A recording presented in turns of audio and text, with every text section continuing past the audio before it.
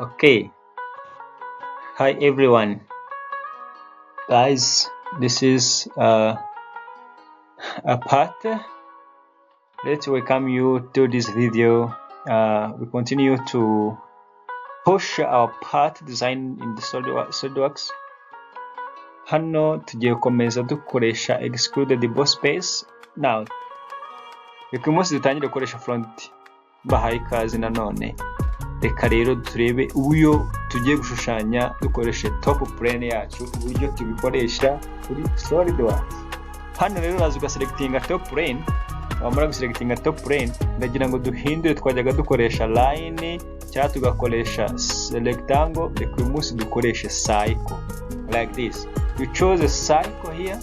Also you can choose a cycle of 1 point, and you can choose what you call perimeter circle, and then you choose this center, normal center, and you draw from origin like this according to the dimension of like 30 or 40 like this.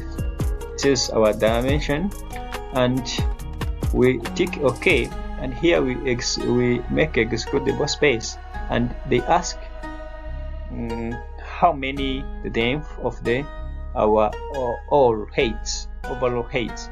Actually they may select 50 like this, and this is our object.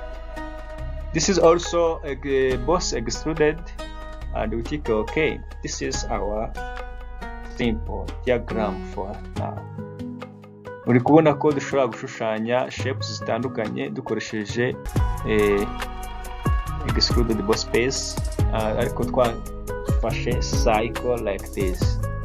Hano rero uri kubona ko nawe dushobora kuza tugashyiraho fillet or chamfer like this, ingana na kangahe na 1.5 like this, 0.5, and we tick OK. Uri kubona ko dushyizeho fillet yacu.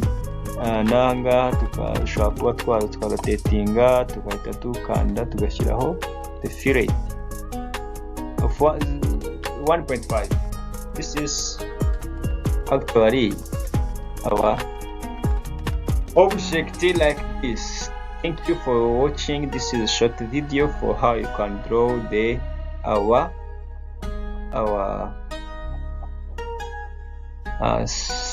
Extruded Boss space by using cycle. This is like this is very clear line. Iyi design ushobora kubikoresha mu bintu byinshi bitandukanye bamaze kumenya kubishushanya. Okay, this is thank you for today's video. Now